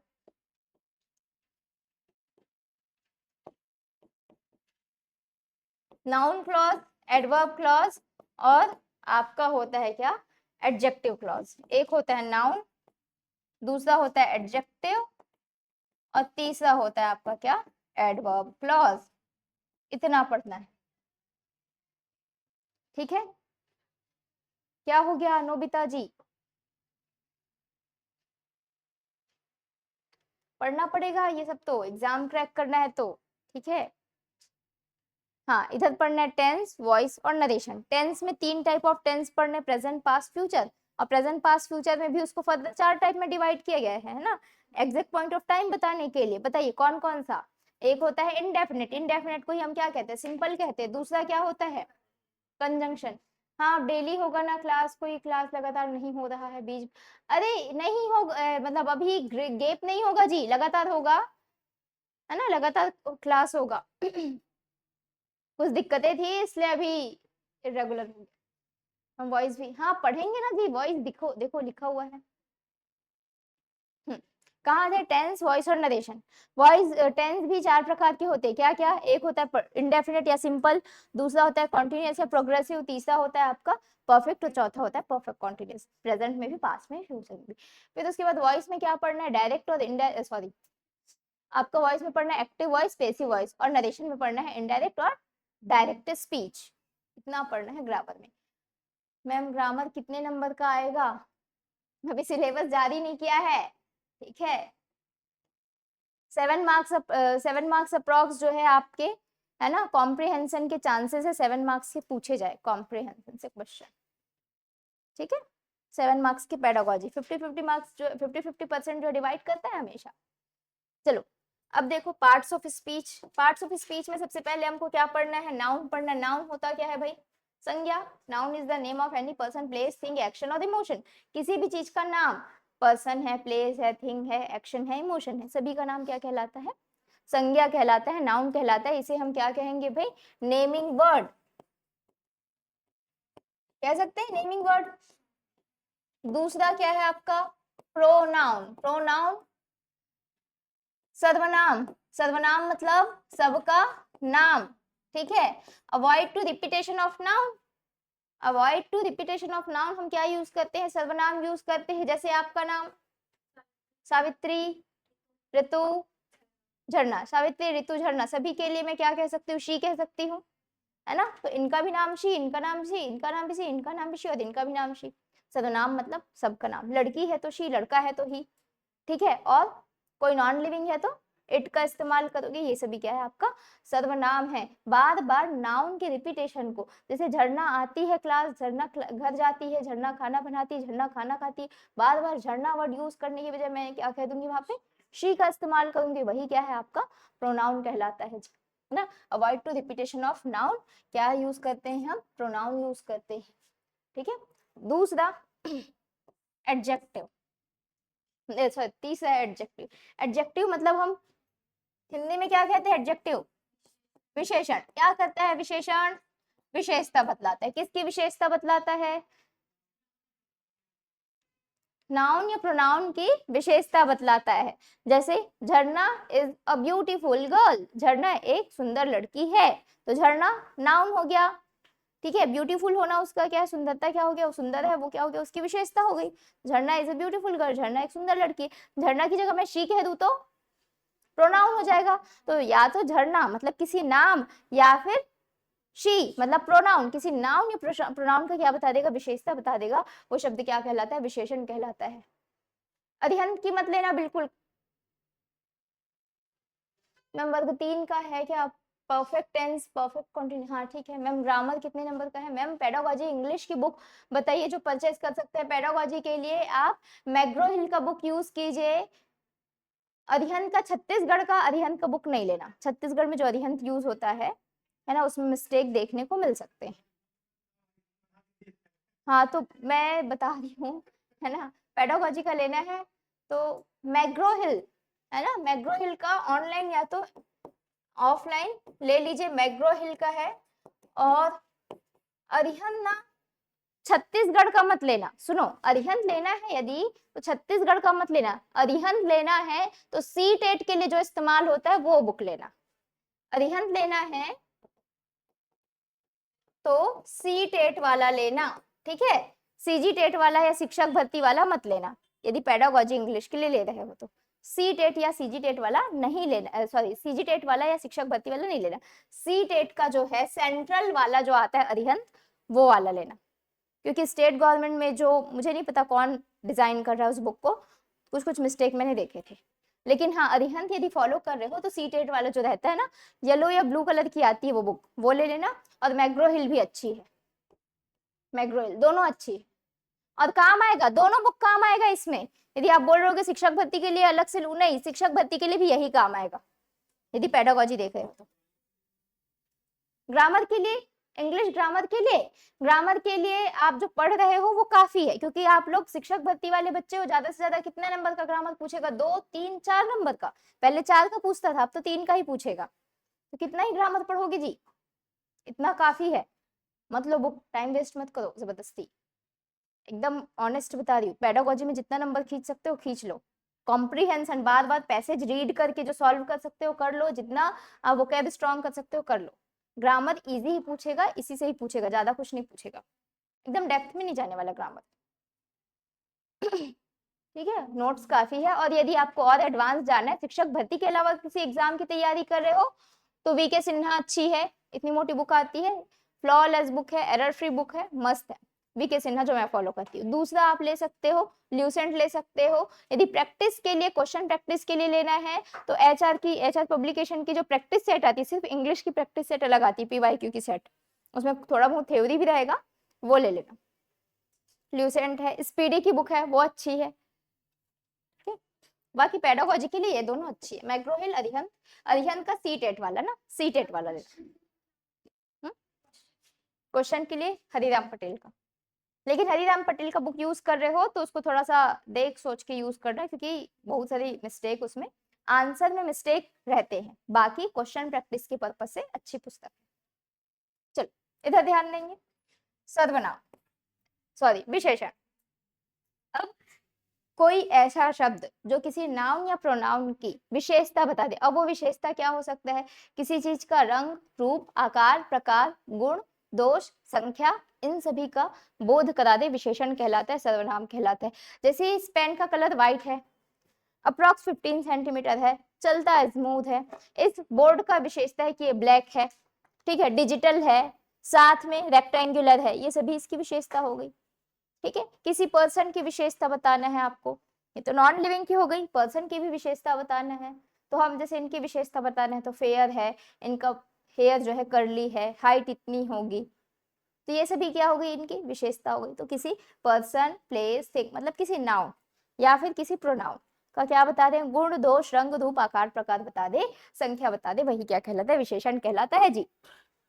हाँ, वर्ग 1 2 3 सभी के लिए काम आ जाएगा। वोकैब स्ट्रॉन्ग करने के लिए पढ़ना पड़ेगा, है ना, वोकैब को पढ़ना ही पड़ेगा। मैं लिस्ट ऑफ वोकैब दे दूंगी, आप पढ़िए उसको घर पे। अब आ जाइए वर्ब। वर्ब मतलब होता है भाई क्रिया, एक्शन वर्ड कहते हैं या डूइंग वर्ड कहते हैं, है ना। ये कहलाता है डिस्क्राइबिंग वर्ड, जो डिस्क्राइब करता है, विशेषण। और ये वर्ब कहलाता है क्या? एक्शन वर्ड, ये डूइंग वर्ड कहलाता है। ये जो वर्ब होता है वो क्या बताता है? किसी भी सेंटेंस में मेन क्रिया को बताता है। मेन क्रिया क्या क्या हो सकते हैं? जैसे रनिंग है, डांसिंग है, जंपिंग है, और प्ले है, सिंग है, रीड है, टीच है, और स्विम है। ये सभी क्या है? आपकी क्रिया है। मेन वर्ब को बताने वाला शब्द, क्रिया को बताने वाला शब्द क्या कहलाता है? वर्ब कहलाता है। ये वर्ब भी दो प्रकार के होते हैं जी, एक होता है मेन वर्ब, दूसरा होता है आपका क्या? Helping verb. तो मेन वर्ब क्या क्या होंगे? जिसमें एक्चुअल क्रिया का पता चले, और हेल्पिंग वर्ब क्या होगा? जो मेन वर्ब को हेल्प करता है। मेन वर्ब को हेल्प करने वाला जो वर्ब होता है वो क्या कहलाता है? हेल्पिंग वर्ब कहलाता है। ये मेन वर्ब को किस रूप में हेल्प करेगा? किसी सेंटेंस के टेंस को बताने में हेल्प करेगा, है ना। टेंस को, भाई किसी भी सेंटेंस में टेंस कैसे पहचानते हो? या तो उसका मेन वर्ब देख के, या तो उसका हेल्पिंग वर्ब देख के। सेंटेंस में टेंस को परिवर्तन करने में भी आपका क्या हेल्प करता है? हेल्पिंग वर्ब ही हेल्प करता है।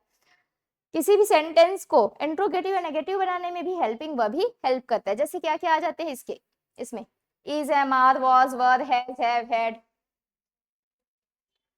एक दिन में एक ही क्लास नहीं होगा भाई, 2 3 क्लास होगा, इतना क्यों टेंशन ले रहे हो नेहा जी? 1.5 घंटे की क्लास है इंग्लिश। हाँ मिल जाएगा वर्ब।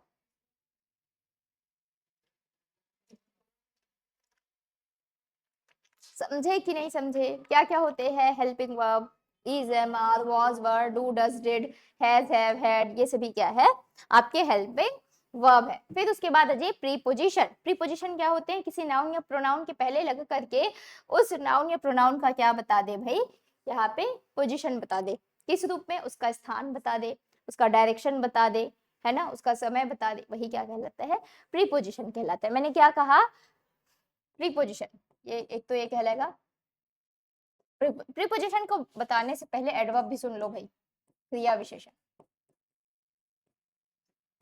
ये बच गया क्रिया विशेषण, है ना। एडवर्ब दो शब्दों से मिलके बने, एड और वर्ब। एड से एडजेक्टिव, वर्ब से वर्ब। एडजेक्टिव और वर्ब दोनों की विशेषता बता दी, वो क्या कहलाएगा? आपका एडवर्ब कहलाएगा। क्रिया विशेषण कहलाता है, क्रिया की भी विशेषता बताता है और एडजेक्टिव की भी विशेषता बताता है। जैसे ही इज टॉल, उसकी विशेषता है कि वो जो है लंबा है। ही इज वेरी टॉल, उसकी विशेषता है कि वो लंबा है, और उस विशेषता की विशेषता है कि वो बहुत लंबा है। तो बहुत क्या हो गया? क्रिया विशेषण। क्रिया विशेषण मतलब एडवर्ब, उसकी विशेषता है, एडजेक्टिव है कि वो टॉल है, और बहुत टॉल होना, बहुत क्या हो गया?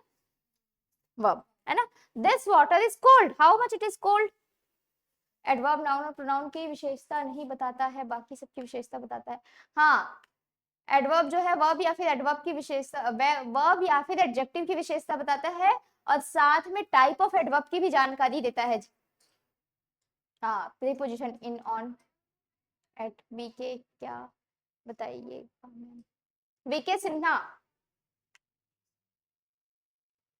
मैम हम आज ही ज्वाइन किए हैं, हमें भी व्हाट्सएप देखो अभी डेमो क्लास है जी, व्हाट्सएप ग्रुप वगैरह थोड़ा अभी रुकिए बनेगा है ना, लेकिन पहले 3 दिन डेमो अटेंड कर लीजिए, क्लास ले लीजिए ना, क्लास लेने के बाद आप ज्वाइन कीजिए अच्छे से क्लास में, समझे? हाँ परचेस करने के बाद मिल जाएगा सारी चीजें ठीक है चलो कहाँ थे, एडवर्ब क्रिया की विशेषता बताने वाला शब्द क्या है, क्रिया विशेष। दिस वाटर इज कोल्ड, इस पानी की विशेषता है कि ठंडा है, कितना ठंडा है, एक्सट्रीमली कोल्ड, तो एक्सट्रीमली मतलब अत्यंत ठंडा है, तो अत्यंत या फिर एक्सट्रीमली यहाँ पे क्या हो जाएगा, उसका क्रिया विशेषण कहलाएगा। Rohan runs very fast, Rohan runs fast, Rohan तेज दौड़ता है, हाउ मच, वेरी, तो वेरी क्या हो गया, क्रिया विशेषण हो गया। तो ये सभी क्या कहलाते हैं, किसी विशेषता की विशेषता बता दे या फिर किसी क्रिया की विशेषता बता दे, उसे हम क्या कहते हैं, क्रिया विशेषण या फिर एडवर्ब कहते हैं जी। ठीक है क्लास ले चुके हैं, हाँ मिल जाएगा। फिर आ जाइए प्रीपोजिशन, प्रीपोजिशन क्या होता है, पूर्व सर्ग कहते हैं इसे हिंदी में, क्या कहते हैं, पूर्व सर्ग। पूर्व सर्ग मतलब किसी नाउन या प्रोनाउन के पहले लगेगा और उस नाउन और प्रोनाउन के बारे में बताएगा, उस नाउन और प्रोनाउन का रिश्ता बताएगा सेंटेंस के दूसरे शब्दों से। देखो द कैट इज सिटिंग या स्लीपिंग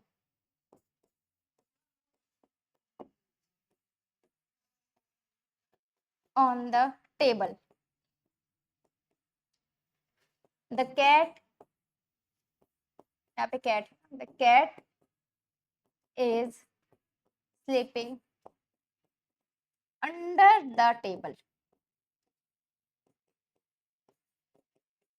दो सेंटेंस कहा है मैंने, यहाँ पे प्रीपोजिशन क्या दिख रहा है बताओ तो मुझे,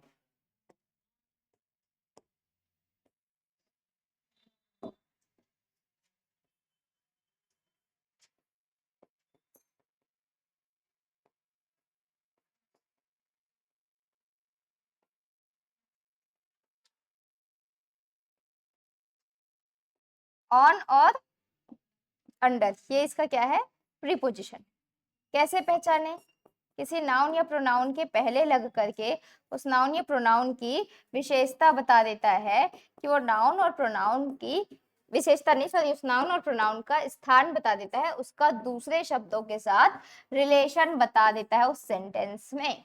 देखो टेबल के पहले क्या लगा है, ऑन लगा है, टेबल के पहले क्या लगा है, अंडर लगा है, तो इस टेबल का इस कैट के साथ क्या रिश्ता है, कौन बता दे रहा है, ऑन या फिर अंडर बता दे रहा है। पहले में the cat is sleeping on the table, cat जो है कहाँ सोई हुई है, टेबल के ऊपर सोई हुई है, ऑन द टेबल, उस कैट का उस टेबल से क्या रिश्ता है, कि वह कैट उस टेबल के ऊपर, पोजीशन बता दिया। और दूसरे में the cat is sleeping under the table, उस कैट का उस टेबल से क्या रिश्ता है, कि वह जो है उस टेबल के नीचे सो रही है। तो इस टेबल है ना, टेबल के सामने लग गया क्या, प्रीपोजिशन, और प्रीपोजिशन लग करके उसे सेंटेंस में दूसरे शब्दों के साथ उसका रिश्ता बता देता है। अब ये रिश्ता क्या क्या हो सकता है, या तो स्थान बता सकता है, या तो डायरेक्शन बता सकता है, या तो टाइम बता सकता है, क्या कहलाता है, प्रीपोजिशन या पूर्व सर्ग। हाँ ऑन अंडर बिल्कुल सही, ये वाले शब्द एडवर्ब में भी आते हैं, हाँ आते हैं जी, लेकिन उसके साथ और दूसरे शब्द भी जुड़े रहते हैं, है ना। चलो यहाँ ध्यान देंगे, ऑन है, अंडर है, बिलो है, beneath है, बिसाइड है, बिसाइड्स है ना, आपका आ जाएगा अबो है, बिलो है, और आपका आ जाएगा सिंस है, बिफोर है, आफ्टर है, फॉर है ना, टू है, ये सभी क्या है, आपके प्रीपोजिशन है, जिसको हमको देख, फिर देखना है क्या, कंजंक्शन। कंजंक्शन क्या होते हैं, संयोजक, है ना, संयोजक, नाम से पता चल रहा है संयोजक है मतलब जोड़ने का काम करेगा, कंजंक्शन क्या करेगा, जोड़ने का काम करेगा। क्या क्या कंजंक्शन आप लोग जानते हो, एंड और बट, और एंड है, बट है, और है, येट है, सो है ना, ये सभी क्या है आपके कंजंक्शन, कंजंक्शन है। ये कंजंक्शन क्या करते हैं, जोड़ने का काम करेंगे। अब जोड़ेंगे किसको, दो शब्द को, दो फ्रेज को, दो क्लॉज को, है ना, दो सेंटेंस को, दो सब्जेक्ट को या दो ऑब्जेक्ट को। मतलब सब्जेक्ट को सब्जेक्ट से ही जोड़ेगा, ऑब्जेक्ट को ऑब्जेक्ट से ही जोड़ेगा, फ्रेज को फ्रेज से ही, क्लॉज को क्लॉज से ही। ये सब जोड़ने का काम कौन करता है? आपका कंजंक्शन करता है। जैसे मैंने क्या कहा, आई प्लेड विद राम, और मैंने क्या कहा, आई प्लेड विद श्याम। बताओ क्या लगाऊं कंजंक्शन?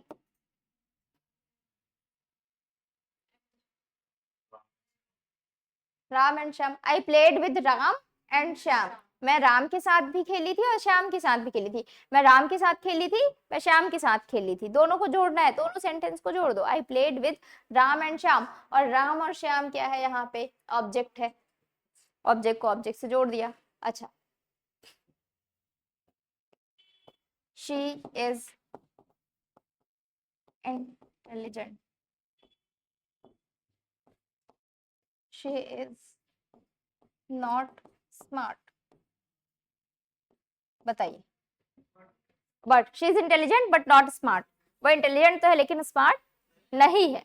तो भाई यहाँ पे हमने क्या कर दिया, सेम दो पॉजिटिव को जोड़ने के लिए हमने एंड लगा दिया, एक पॉजिटिव दूसरे नेगेटिव को जोड़ने के लिए क्या लगा दिया, बट लगा दिया। वैसे ही येट, येट भी दो विपरीत को जोड़ता है ना। फॉर जो है क्योंकि के अर्थ में यूज होता है, सो जो है इसलिए के अर्थ में यूज होता है। कंजंक्शन अलग अलग टाइप के अलग अलग बुक में मिलेंगे, सारे कंजंक्शन में पढ़ाऊंगी आपको, ठीक है। आपको कोऑर्डिनेटिंग, सबऑर्डिनेटिंग, कोऑर्डिनेटिंग में भी इलेटिव कंजंक्शन, क्यूमुलेटिव कंजंक्शन, ये सभी पढ़ने हैं फर्दर। कंजंक्शन सिर्फ क्या करता है, जोड़ने का काम करता है। सब्जेक्ट को सब्जेक्ट से, ऑब्जेक्ट को ऑब्जेक्ट से, क्लॉज को क्लॉज से, फ्रेज को फ्रेज से जोड़ने का काम करेगा, कंजंक्शन कहलाता है। समझा क्या इतना? ठीक है। अब इंटरजेक्शन। अब इंटरजेक्शन क्या होता है भाई? विस्मयादि बोधक शब्द क्या कहलाता है? इंटरजेक्शन कहलाता है। बताओ आप लोग डेली लाइफ में कौन कौन से आश्चर्यजनक शब्द का इस्तेमाल करते, विस्मयादि बोधक शब्दों का इस्तेमाल करते? ओह, आहा, वाओ, हुर्रा। जैसे कल इंडिया मैच जीती, क्या बोले? Hurray, we won the match, है ना। तो हुर्रा क्या हो गया? इंटरजेक्शन हो गया, है ना। और कौन सबसे अच्छा खेला? संजू सैमसन, है ना। वेल प्लेड संजू, या फिर ब्रावो संजू, वेल प्लेड। मतलब आप क्या कर रहे हो, उसे प्रेज कर रहे हो, शाबाशी दे रहे हो, तो ब्रावो क्या हो गया? इंटरजेक्शन हो गया। ओह, यदि कोई आउट हो गया, ओह, है ना, दैट इज सैड, आउट हो गया तो ओह। और आहा, यदि किसी ने कैच लिया, आहा, मजा आ गया, वाह what a match it is, कितना अच्छा मैच है। तो ये सभी क्या है? अलाश, ओह, आहा, ईव, यक, ये सभी क्या है? आपके इंटरजेक्शन है, जो सडन इमोशन या फीलिंग्स को शो करते हैं। इनके बाद, यस, वेल डन, हाँ, यस गायत्री जी, उसके बाद क्या लगता है आपका? एक्सक्लामेशन मार्क लगता है। यही क्या कहलाता है? इंटरजेक्शन कहलाता है। इतना पढ़ना है parts of speech. Parts of speech के बाद हमको देखना है आर्टिकल। आर्टिकल मैंने दो बताए आपको, क्या क्या?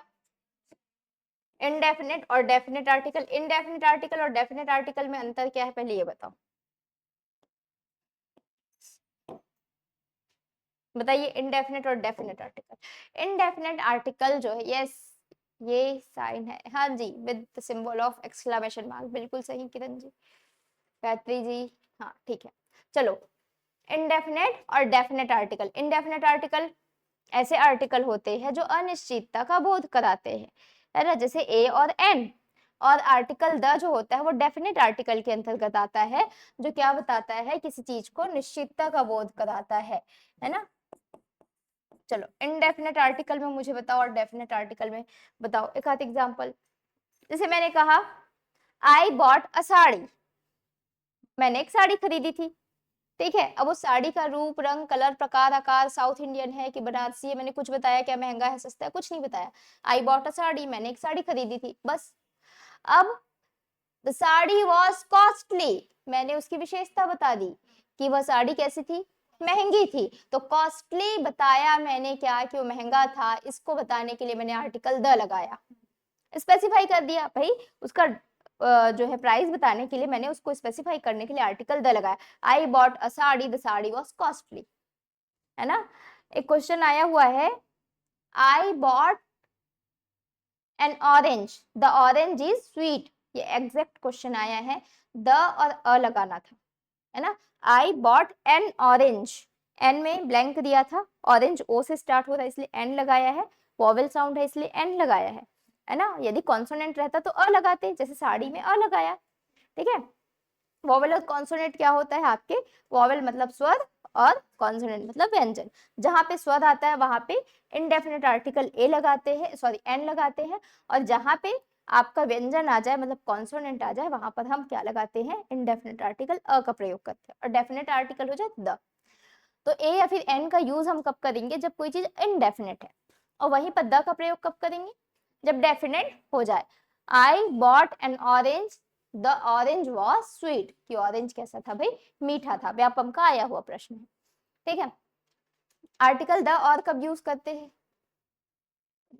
लगता है वॉवेल साउंड, हाँ कॉन्सोनेंट जी, हाँ। अब मुझे बताइए आर्टिकल द कहाँ कहाँ लगता है, एक तो स्पेसिफाई करने के लिए, कोई फेमस हो यूनिक हो उसके लिए, जैसे द ताजमहल, बिल्कुल, द गंगा और द गांधी, है ना, फेमस पर्सनैलिटी, द अर्थ है, द मून है, द सन है, इन सभी में भी आर्टिकल द का प्रयोग करना है। चलो अब आ जाइए क्लॉज। क्लॉज क्या होता है जी, उपवाक्य, क्या कहते हैं इसे, उपवाक्य। वाक्य का ही एक हिस्सा होता है जहां पर आपको क्या देखने को मिलेगा पता है, सब्जेक्ट और वर्ब का कॉम्बिनेशन देखने को मिलेगा, क्या कहलाता है, क्लॉज कहलाता है। जहां पर आपको सब्जेक्ट और वर्ब का कॉम्बिनेशन देखने को मिले वही क्या कहलाता है, क्लॉज कहलाता है, उपवाक्य कहलाता है। जैसे यहाँ पे सब्जेक्ट और वर्ब का कॉम्बिनेशन मिल रहा है क्या इस सेंटेंस में, सब्जेक्ट कौन है, अच्छा सेंटेंस बनाते हो तो क्या रखते हैं, सब्जेक्ट वर्ब ऑब्जेक्ट, कर्ता, कर्म नहीं क्रिया, है ना, और लास्ट में आता है कर्म, करता है उसी को ही हम, कर्ता को हम हिंदी में क्या कहते हैं, डूअर कहते हैं, क्या डूअर कहते हैं, काम करने वाला। क्रिया को हम एक्शन कह दे क्या, और कर्म को हम क्या कहेंगे, रिसीवर, जो एक्शन को क्या कर रहा है, रिसीव कर रहा है, रिसीवर कहते हैं। अब मुझे बताओ इस सेंटेंस में आई प्लेड विद राम, इसमें आपको सब्जेक्ट और वर्ब का कॉम्बिनेशन दिख रहा है क्या, दिख रहा है, हाँ बताओ, आई क्या है, सब्जेक्ट है, ठीक है जी, आई जो है सब्जेक्ट हो गया, वर्ब प्लेड, ठीक है। इसमें दिख रहा है क्या, शी इज इंटेलिजेंट, दिख रहा है सब्जेक्ट और वर्ब का कॉम्बिनेशन, नहीं, ये क्या है सब्जेक्ट, और ये क्या है आपका एडजेक्टिव, है ना। तो जहां पर सब्जेक्ट और वर्ब का कॉम्बिनेशन दिख जाए ना वही क्या कहलाता है, उपवाक्य कहलाता है। और जहां पे सब्जेक्ट और वर्ब के कॉम्बिनेशन की जगह सब्जेक्ट प्लस कुछ और चीज दिख जाए, है ना, एडजेक्टिव दिख जाए, एडवर्ब दिख जाए, या और कुछ भी दिख जाए, वो क्या कहलाएगा आपका फ्रेज, क्या कहलाएगा, फ्रेज। और फ्रेज को हम क्या कहते हैं भाई, वाक्यांश, वाक्यांश मतलब भाई वाक्य का अंश, ये वाक्य क्या क्या है, अंश है, और ये क्या है, उपवाक्य है। तो वाक्य का अंश में वाक्यांश जो है पूरा सेंटेंस नहीं बनाता, कभी भी कोई सेंटेंस मेकिंग करते हो तो बिना सब्जेक्ट और वर्ब के कोई सेंटेंस मेकिंग नहीं हो सकता, जब तक उसमें वर्ब नहीं है सब्जेक्ट के साथ तब तक वो सेंटेंस नहीं कहलाएगा। तो ये सेंटेंस है क्या, जिसका खुद का मीनिंग निकलता है, सेंटेंस भी होता है, उपवाक्य कहलाता है, क्लॉज कहलाता है। और ऐसा सेंटेंस जिसमें वर्ब नहीं दिखे वो क्या कहलाएगा, फ्रेज कहलाएगा, जो जिसका मीनिंग तो है लेकिन वो पूरा सेंटेंस कंप्लीट सेंटेंस नहीं कहोगे, इसको कंप्लीट सेंटेंस कह सकते हैं, बिल्कुल इसको कह सकते हैं, लेकिन उसको कंप्लीट सेंटेंस नहीं कहेंगे। तो क्लॉज क्या होता है, उपवाक्य कहलाता है जहां पे सब्जेक्ट और वर्ब का कॉम्बिनेशन मिलता है। ये क्लॉज होते हैं दो प्रकार के, एक होता है इंडिपेंडेंट क्लॉज, दूसरा होता है डिपेंडेंट क्लॉज। इंडिपेंडेंट और डिपेंडेंट क्लॉज आपस में किस प्रकार से जुड़ रहे हैं, किस कंजंक्शन से जुड़ रहे हैं, उस पर आधारित होता है क्या, तीन प्रकार के क्लॉज, एक होता है नाउन, दूसरा होता है एडजेक्टिव और तीसरा होता है एडवर्ब क्लॉज। इससे क्वेश्चन भर भर के पूछता है शिक्षक भर्ती, शिक्षक भर्ती नहीं आपके सीजी टेट में पूछा था और लास्ट टाइम के शिक्षक भर्ती 2023 में पूछा था, मतलब चांसेस है इस बार भी क्लॉज से क्वेश्चन आएंगे। पहले पार्ट्स ऑफ स्पीच से आते थे, अब एडवांस हो गया, क्लॉज से पूछेगा, नरेशन से पूछेगा और टेंस से पूछेगा, वॉइस से पूछेगा, टेंस से भी नहीं, वॉइस से पूछता है क्वेश्चन, ठीक है। डूअर, एक्शन और रिसीवर जहां पर मिल जाए, मतलब कर्ता और क्रिया जहां पर मिल जाए, उसे ही हम क्या कहते हैं, क्लॉज कहते हैं। और ये क्लॉज जो होते हैं दो प्रकार के होते हैं, डिपेंडेंट और इंडिपेंडेंट। डिपेंड करता है इसकी मीनिंग निकलती है कि नहीं निकलती है। डिटेल में अभी लग रहा होगा कंफ्यूजन, लेकिन डिटेल में जब पढ़ेंगे तो बहुत अच्छे से एक्सप्लेन करूंगी, ठीक है। अब आ जाइए यहाँ पर जो आपका एंटोनिम सिनोनिम वाला सेक्शन है, ठीक है। ग्रामर पढ़ना था, ग्रामर वाला सेक्शन हो गया, वोकैब और ट्रांसफॉर्मेशन ऑफ सेंटेंस। तो भाई आपको एंटोनिम सिनोनिम में क्या पढ़ना है, समानार्थी और विपरीत शब्द। यहाँ पर आपको क्या किया जाएगा, मैं आपको लिस्ट प्रोवाइड कर दूंगी एंटोनिम सिनोनिम का, ठीक है। वर्ड्स जो प्रीवियस ईयर में आए हुए हैं या आ सकते हैं, जो इंपॉर्टेंट है, ए से जेड वाला जो लेटर रहता है वो, उसको आपको घर पे लिखना है। और लिखने के बाद जैसे जैसे क्लासेस होते जाएंगी, 5-5 6-6 एंटोनिम सिनोनिम, 10-10 एंटोनिम सिनोनिम आपको यहाँ पर आकर के बताना है। रैंडमली किसी से भी पूछ दिया जाएगा, इसको आपको पढ़ना ही पड़ेगा, रटना ही पड़ेगा। नोट्स कैसे बनाने में बताऊंगी एंटोनिम सिनोनिम का, लेकिन रटना तो आपको पड़ेगा। 100-100 200-200 500-500 वर्ड को कैसे रटवाऊं मैं यहाँ पे, उसको रटना ही पड़ेगा, है ना। एक दिन में 10 कर लिया, दूसरे दिन में उस 10 और आने वाले 10 मतलब न्यू 10 दोनों को मिला के 20 कर लिया, तीसरे दिन में 30 कर लिया, 2 पिछला और मतलब 20 पहले का, 10 न्यू, चौथे दिन पिछला 30, 10 और न्यू, ऐसे कर करके करते जाओगे, हो जाएगा। और एंटोनिम सिनोनिम से एक क्वेश्चन डन है आएगा, मतलब आएगा, होगा, करना ही पड़ेगा। Ma'am very easy trick to learn symbol and antonym symbol, नहीं नहीं उसको याद ही करना पड़ेगा। ईवीएस का बताएंगे जी, है ना। हाँ सभी को मिलेगा लिस्ट, कोई भेदभाव नहीं है ना, सभी को मिलेगा। चलो अब आ जाइए transformation of sentence. Transformation of sentence में आपको क्या क्या पढ़ना है, टेंस। आपको सेंटेंस देगा और पूछा जाएगा कि ये कौन से टेंस में ये सेंटेंस, ठीक है। यदि टेंस पूछ दिया गया है ना, तो उसमें आपको टेंस को चेंज करने भी बोला जा सकता है, जो प्रेजेंट कॉन्टिन्यूअस में पास्ट कॉन्टिन्यूअस में करके बताओ बोल देगा, ठीक है। वॉइस, वॉइस में क्या किया जाएगा, एक्टिव से पेसिव में चेंज करने बोलेगा और पेसिव से एक्टिव में चेंज करने के लिए बोलेगा। अच्छा टेंस मतलब क्या होता है, काल, और वॉइस मतलब वाच्य, और तीसरा क्या देखना है, नरेशन, है ना। नरेशन होता है भाई दूसरे के कहे गए बातों को दोहराने की प्रक्रिया, क्या कहलाती है, नरेशन कहलाती है। अच्छा टेंस आपको बेसिक तो पता बेसिक पता है सभी को, है ना। प्रेजेंट पास्ट फ्यूचर होता है ना। उसमें भी क्या हो जाता है, इंडेफिनेट, कॉन्टिन्यूअस, परफेक्ट और परफेक्ट कॉन्टिन्यूअस, ये सभी पढ़ना है। अब वॉइस वॉच क्या होता है पता है क्या आपको,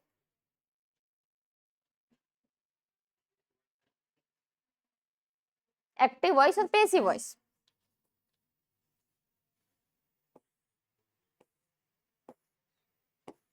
एक्टिव वॉइस और पैसिव वॉइस, चलो एक चीज मैं बता दूं आपको एक्टिव वॉइस और पैसिव वॉइस में। Ram at a mango, Ram ने एक आम खाया था, ठीक है, ये एक्टिव वॉइस है। पैसिव बताओ इसका, अ मैंगो इज नहीं, वॉज हो जाएगा, एट है इसलिए, है ना, was eaten by Ram. Actual में वॉइस क्या करता है पता है, जो क्रिया है ना, ये कौन है, क्रिया, क्रिया का इस सब्जेक्ट से, ये कौन है, सब्जेक्ट है, ठीक है, ये वर्ब है, ये ऑब्जेक्ट है, सही कह रही हूं मैं, ठीक है। इस सब्जेक्ट को ही मैं क्या कहती हूँ, हिंदी में कर्ता कहती हूँ क्या, और कर्ता को इंग्लिश में डूअर कहती हूँ क्या, है ना। दूसरा क्या है, राम खाता है, क्रिया क्या है, खाने की, उस क्रिया को मैं एक्शन कह दूं क्या, और उस क्रिया का प्रभाव किस पर पड़ रहा है, खाया किसको जा रहा है भाई, आम को, आम पहले सेगा था, उसको खा लिया गया, आधा हुआ, प्रभाव पड़ा कि नहीं, तो एक्शन को रिसीव करने वाला है क्या, ये ऑब्जेक्ट जो है क्या है, एक्शन को रिसीव करने वाला है क्या, तो इसको मैं रिसीवर कह दूं क्या, सब्जेक्ट वर्ब ऑब्जेक्ट, है ना। तो जो एक्शन है ना जी, ये जो आपको एक्शन दिख रहा है ना, क्रिया जो दिख रही है, वर्ब जो दिख रहा है, इस वर्ब का इस सब्जेक्ट के साथ रिश्ता कैसा है, वो बताने का काम कौन करता है, वॉइस करता है। देखो यहाँ पे सब्जेक्ट प्लेस पर कौन है अभी, काम करने वाला, और यहाँ पर सब्जेक्ट प्लेस पर कौन है, पैसिव वॉइस में रिसीवर, जिस पर क्रिया का प्रभाव पड़ रहा है। तो इस क्रिया का इस सब्जेक्ट से डूअर वाला रिश्ता है कि रिसीवर वाला रिश्ता है, ये बताने का काम जो करता है वो कौन करता है, आपका वॉइस करता है। यदि डूअर का रिश्ता है, काम करने वाले का या है ना कर्ता का रिश्ता है, तो वो एक्टिव वॉइस कहलाता है। और यदि रिसीवर मतलब काम को रिसीव करने का रिश्ता है, तो क्या कहलाता है, पेसिव वॉइस कहलाता है। और हमेशा याद रखना, जो सब्जेक्ट प्लेस पर आता है वही क्या होता है, हीरो रहता है। पहले में एक्टिव वॉइस में कौन हीरो, डूअर हीरो, और पेसिव वॉइस में कौन हीरो, रिसीवर हीरो। जब बुक पढ़ते हो या फिर mango was written by the, हाँ बिल्कुल सही, जब आप लोग क्या पढ़ते हो, कोई बुक पढ़ते हो या फिर कोई ग्रामर सिखाता है, तो क्या बोलते हैं, सब्जेक्ट को ऑब्जेक्ट प्लेस में, ऑब्जेक्ट को सब्जेक्ट प्लेस में लेके आते, नहीं, ऑब्जेक्ट ऑब्जेक्ट जगह पर रहता है, सब्जेक्ट सब्जेक्ट जगह पर रहता है। चेंज कौन होता है, डूअर और रिसीवर। काम करने वाला पीछे चले जाएगा और जिस पर क्रिया का प्रभाव पड़ रहा है वो सामने आ जाता है, तब वो पेसिव बन जाता है। ठीक है, चलो अब देखना है क्या नेक्स्ट क्या बचा, नरेशन। नरेशन क्या होता है, किसी को पता है, यही बचा ना नरेशन, हाँ या ये नरेशन। नरेशन में ना दूसरे के कहे गए बात को दोहराने की क्रिया क्या कहलाती है, नरेशन कहलाती है। यहाँ पे तीन लोग रहते हैं, एक पर्सन है ना जिसके पास मुंह है, एक पर्सन है जिसके पास क्या है, कान है, और एक पर्सन और है जिसके पास मुंह और कान दोनों है, जिसके पास कान भी है और मुंह भी है। ठीक है, हाथ पैर रहेगा ही जी, ऐसे नहीं बोल देखो, एक जो होता है वो स्पीकर, स्पीकर मतलब वक्ता, और दूसरा कौन होता है, लिसनर, लिसनर मतलब श्रोता। तो जो स्पीकर के कहे गए बात को है ना दोहराता कौन है, नरेटर, है ना। स्पीकर के कहे गए बात को दोहराता है किसके सामने, सुनने वाले के सामने। तो सुनेगा कहाँ से, वक्ता से, और बोलेगा किसके सामने, श्रोता के सामने। किसी के कहे गए बात को दोहराने की प्रक्रिया नरेशन कहलाती है। अब वो कहेगा तो दो प्रकार से कहेगा क्या जी, एक तो डायरेक्ट तरीके से कहेगा और दूसरा इनडायरेक्ट तरीके से कहेगा। बोलते डायरेक्ट, बता क्या कहना चाह रहे हो तुम, हाँ सेम टू सेम कह देना। जैसे my brother says I will go to Mumbai, my brother says नहीं संडे को नहीं लगता है क्लास। ठीक है, संडे को पढ़ाई करते हैं जी घर में, ठीक है, क्लास में नहीं करते। चलो ध्यान देंगे, my brother says to me, sorry my brother says I will go to Mumbai, मेरा भाई कहता है कि मैं मुंबई जाऊंगा, डायरेक्ट हो गया। मेरे भाई ने कहा मुझे, वो मुझसे कहता है कि मैं मुंबई जाऊंगा, मैंने आपको बता दिया मेरा भाई ये कहता है। अब मुझे क्या करना है, इनडायरेक्ट तरीके से बताना है, तो मैं क्या कहूंगी उसे, my brother says to me that, मेरा भाई मुझसे कहता है कि मैं मुंबई जाऊंगा की जगह क्या हो जाएगा, वह मुंबई जाएगा, he will go to Mumbai, indirect तरीके से कह दिया। तो मेरा भाई कौन था, स्पीकर, मैं कौन हूँ, नरेटर, आप कौन है, लिसनर। तो किसी कहे गए बात को मैं आपके सामने दोहरा रही हूँ, दो तरीके से दोहरा रही हूँ, एक डायरेक्ट होता है इनडायरेक्ट, और डायरेक्ट में हम क्या कर देंगे, एज इट इज बात को कर देंगे, आई का आई ही रहेगा, मी का मी ही रहेगा। लेकिन यहाँ पर जब मैं इनडायरेक्ट करूँ तो वो चेंज हो जाता है, आई का क्या हो जाएगा, लड़का है तो ही, लड़की है तो शी। ठीक है, तो ये होता है भाई आपका नरेशन, इतना पढ़ना है ग्रामर में। बताओ कुछ दिक्कत है, ऑनलाइन ऑफलाइन, कल से स्टार्ट करेंगे chapter number 1, that is pedagogy का आपका learning acquisition and learning language learning. ठीक है, कुछ दिक्कत है जी ऑनलाइन ऑफलाइन किसी को भी,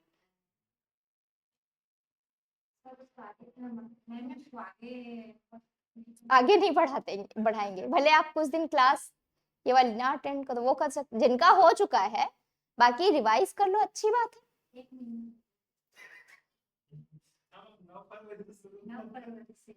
तो आप लोग सबसे पहले वाले हो ना, और इसके बाद किसके साथ बैठे, 9 फरवरी के बाद 18 में, 18 वाले के साथ बैठे, ये तीसरी बार होगा।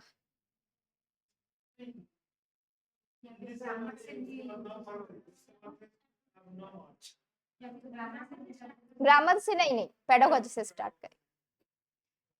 देखो आप लोगों को, चलो अभी ऑनलाइन, हाँ पीडीएफ अभी नहीं मिलेगा, 3 दिन डेमो करने के बाद पीडीएफ मिलेगा। इतने पैसे में इतना ही मिलेगा वाला है, ठीक है। मिल जाएगा पीडीएफ जैसे जैसे आप लोगों का क्लास जो है चलते जाएगा। 3 दिन डेमो है जी, आप एडमिशन ले लीजिए, फिर आप लोगों को पीडीएफ ना इस फॉर्म में रहता है, ये ऐसे रहता है, सभी को प्रोवाइड किया जाता है, ऐसे रहता है पीडीएफ। जो नोट्स है उसका पूरा इस फॉर्म में पीडीएफ आप लोगों को, हाँ थैंक यू जी। देखो ऐसे ना पीडीएफ देंगे, ये इस प्रकार का पीडीएफ रहता है, जो चीजें स्लाइड में है वही चीजें यहाँ पे मिलेंगी आपको। ये जो रहेगा प्रिंटिंग फॉर्म में रहेगा, और स्लाइड को भी अलग से आपको प्रोवाइड किया जाएगा, ठीक है। स्लाइड का पीडीएफ जो आज पढ़ाया गया ना वो आपके एप्लीकेशन में जाता है जब आप क्लास परचेस कर लेंगे, और इस प्रकार का जो है पीडीएफ आपको मिलेगा नोट्स के फॉर्म में। ये आपका नोट्स है प्रॉपर, जो यहाँ लिखा है वही यहाँ लिखा है, बट कुछ कुछ जो जैसे एक्स्ट्रा है, कुछ एग्जाम्पल दे दिए, कुछ एक्स्ट्रा ऐड कर लिए, उसको आप लोग तुरंत बैठ के लिख लीजिए। और सबसे बढ़िया तरीका तो ये है, लिखो क्लास में, क्लास से खत्म होने के बाद ये पीडीएफ जो आपको मिला है उसको लिख लो, अपने कॉपी में नोट डाउन कर लो, वो बेहतर है।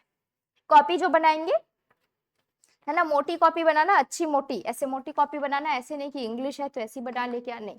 एक बार बनती है कॉपी, एक बार बनता है जी नोट्स, है ना। मोटी कॉपी बनाना, जो भी चैप्टर कंप्लीट हो रहा है उसके बाद 2-4 पेज, 1-2 पेज छोड़ते हुए चलना है। पुराने स्टूडेंट जानते हैं, जो आपको क्वेश्चन, सेट ऑफ क्वेश्चन मिलेंगे उसको पेस्ट करते हुए भी चलते जाना है, ठीक है। साथ में जो पीवाईक्यू है, एमसीक्यूज है, वो सॉल्व कराते जाएंगे, और बीच बीच में आपका टेस्ट होगा जो वीकली है या आफ्टर 15 डेज। आप लोगों का तो एक भी नहीं हो पाया है ना, हिंदी बस नहीं, हिंदी बस हुआ है। चलो बताइए, वीकली टेस्ट, वीकली होगा टेस्ट, लेकिन जरूरी नहीं है कि वीकली हो। जैसे अभी किसी सैटरडे हिंदी का हो गया तो किसी सैटरडे इंग्लिश हो जाएगा, किसी सैटरडे और कोई, और जरूरी नहीं कि सारे सैटरडे टेस्ट हो, वो डिपेंड करता है आपके क्लासेस पर, है ना। एग्जाम पर भी कि डेट आ रहा है तो टेस्ट कैसे लिया जाना है। टेस्ट सीरीज वगैरह भी यहाँ से प्रोवाइड होती है, टेस्ट सीरीज भी ज्वाइन कीजिए, है ना। उड़ान का टेस्ट सीरीज बहुत अच्छा है। टेस्ट सीरीज ना स्टार्ट होने वाला है ऐसे बोले थे वैसे टीचर, जैसे ही सिलेबस आएगा ना फिर टेस्ट सीरीज स्टार्ट होगा।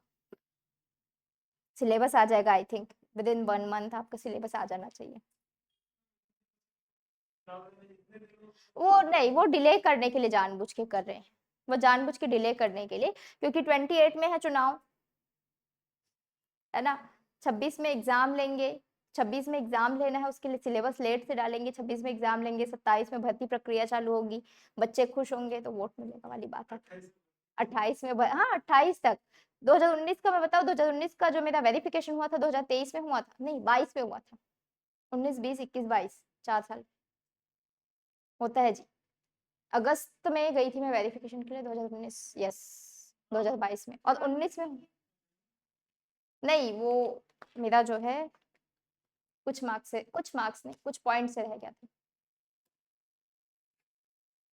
हाँ पॉइंट से, 0.5 समथिंग था, रह गया था। खैर छोड़ो वो सब, मैं बस बता रही हूँ ये भर्ती प्रक्रिया जो है 3-4 साल चलती है, ठीक है। देखो जी उस समय तो बिना कोचिंग के निकल गया था, इजी आता था पेपर, अब पेपर टफ आता है, और हमारा सब्जेक्ट आएगा भी नहीं, ये है। साइंस जो है चांसेस है कि नहीं आए, लेकिन प्रेशर डाल रहे हैं, यस। चलो ये सब छोड़ो, हमारी बातें छोड़ो, है ना। मेरे बहुत सारे एग्जाम रह गए हैं ऐसे, उन सभी को छोड़ो, आपको मैं बता रही हूँ जैसे सिलेबस आएगा टेस्ट सीरीज ज्वाइन कर लेना, ये कहना चाह रही हूँ मैं। क्लासेस में जो टेस्ट चलेगी ही चलेंगी, ज्वाइनिंग लेके भी बाहर हो, होता है जी, होता है ऐसा। लिटरेचर के लिए देखो, लिटरेचर के लिए अलग से क्लासेस चलेंगी।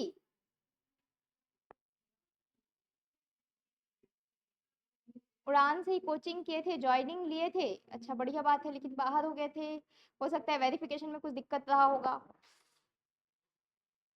ठीक है। लिटरेचर के लिए अलग से क्लासेस होंगी, लिटरेचर की बुक्स अलग से रहेंगी, सिलेबस आने के बाद ही कुछ कहा जा सकता है लिटरेचर का, अभी से कुछ नहीं कह सकते। इंग्लिश लिटरेचर का जो टीजीटी लिटरेचर जो आएगा ना उसका अलग ही रहेगा, सिलेबस ही अलग रहेगा, तो उसके लिए अभी से मैं बुक नहीं बता सकती आपको, जैसे बुक आएंगी मैं बता दूंगी, ठीक है। बताएंगे बताएंगे, पहले वो आने दीजिए ना, आपका सिलेबस आने दीजिए, चलो आज के लिए इतना ही। कुछ क्लास में दिक्कत है तो जल्दी बताइए, वरना क्लास ओवर करेंगे।